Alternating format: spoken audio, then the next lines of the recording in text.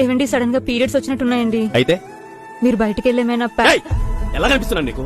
నేను నీ మొగుడిని ఆరింగ్ చేసి ఆడతామంటున్నావా? నాకు ఆఫీస్ టైం అవుతుంది, నేను వెళ్తానే. సరే.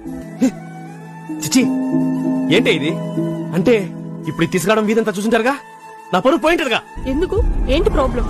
ఎందుకంటే ఇది వరస్ట్ మ్యాటర్ కాబట్టి. స్వాతి ఎక్కడ్రా? ఊరెడిందా? లేదమ్మా, మా కోసం వంట చేస్తుంది. ముందు నేను ఆడదాన్ని, తర్వాతే అత్తని అత్తమ్మని. ఏం జరిగిందో చెప్పమ్మా. అమ్మా ఏంటిది? ఇదేంటో నా కొడుకు తెలియదంట. మీకేమైనా తెలుసా?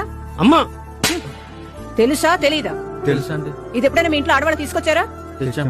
అది ఎందుకంటే వాళ్ళ ఇంట్లో ఆడవాళ్ళు ఇబ్బంది పడకుండా ప్రతి పార్టీకి మన ఇంటి మీదకే వచ్చి పడిపోతున్నారు. అసలు ఏంట్రా నీ ప్రాబ్లం?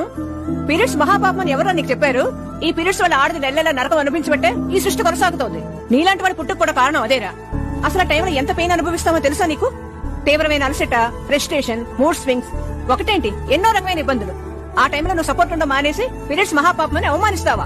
అసలు గవర్నమెంట్ ప్రైవేట్ ఆఫీసులు ఆ 3 రోజులు సెలవు ఇవ్వాలి, అది మా హక్కు. కానీ ఆ హక్కును మేము ఎందుకు వాడతామో అర్థం కావట్లేదు. పూర్వం ఆడవాళ్ళని ఆ 5 రోజులు ఎందుకు దూరంగా కూర్చోబెట్టేవారో తెలుసా? అదేదో వరస్ట్ విషయమని కాదు, కనీసం 5 రోజులైనా ఆడవాళ్ళకి రెస్ట్ ఇవ్వాలని. ఆ 5 రోజుల తర్వాత మానసిక శారీరక శక్తిని పొందుతారు. ఇది చాలా ఓపెన్ గా ఉండవలసిన విషయం. ఎందుకు మన సమాజం దాన్ని సీక్రెట్ గా తయారు చేస్తుందో అర్థం అవట్లేదు. చాలు, ఇక దాచింది చాలు. మేము నార్మల్ గా ఉంటే నీలాంటి వదవలు కదా నార్మల్ విషయమని అర్థం అవుతోంది. Download ShareChat.